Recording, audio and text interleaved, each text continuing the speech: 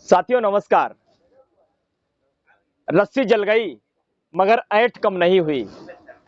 सरकार ने बिल वापस लेने के बाद इस किसान आंदोलन को तोड़ने के लिए अपने हर एक हथकंडे अपनाने शुरू कर दिए, जैसे वो पिछले 1 साल से लगातार करते आ रही थी।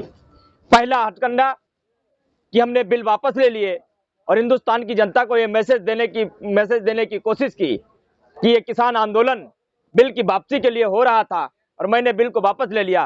फिर भी ये किसान बैठे हैं, इसका मतलब ये किसान आंदोलन किसी दूसरी चीज को लेकर के, इस देश को तोड़ने की चीज को लेकर के ये किसान आंदोलन हो रहा था।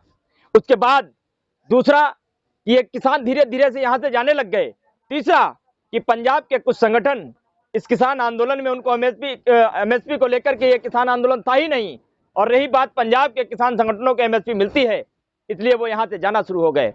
मैं सरकार से कहना चाहता हूं कि 19 नवंबर जिस दिन आपने ये बिल वापस लिए थे और किसानों के ऊपर कोई एहसान नहीं किया था, ये आपकी वो गलती थी जो इस देश के 98% जनसंख्या को बहुत बुरी तरीके से प्रभावित करती। लेकिन इस देश के बुजुर्ग किसानों ने दिल्ली की सीमाओं पर बैठकर 1 साल तपस्या करके तुम्हारे हर एक झूठ का पर्दाफाश किया, तुम्हारे अहंकार को तोड़ा, और जिस बीमारी को तुम इनके गले थोपना चाहते थे उस बीमारी को इन्होंने वापस तुम्हारे गले थोप दिया। इसलिए तुम्हें घुटने के बल बैठकर इन बिलों को वापस लेना पड़ा।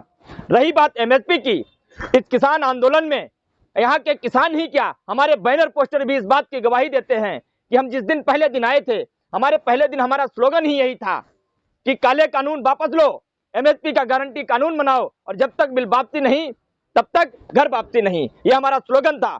हमारे बैनर पोस्टर भी इस बात की गवाही देते हैं। मोदी जी, मैं आपसे कहना चाहता हूं कि अभी भी समय है आपके पास। ये झूठ, ये फरेब, ये हथकंडे अपनाना बंद करो। इस देश का किसान दिल्ली की सीमाओं पर इस तरीके से डटा है जैसे कि देश की सीमाओं पर जवान डटा हुआ।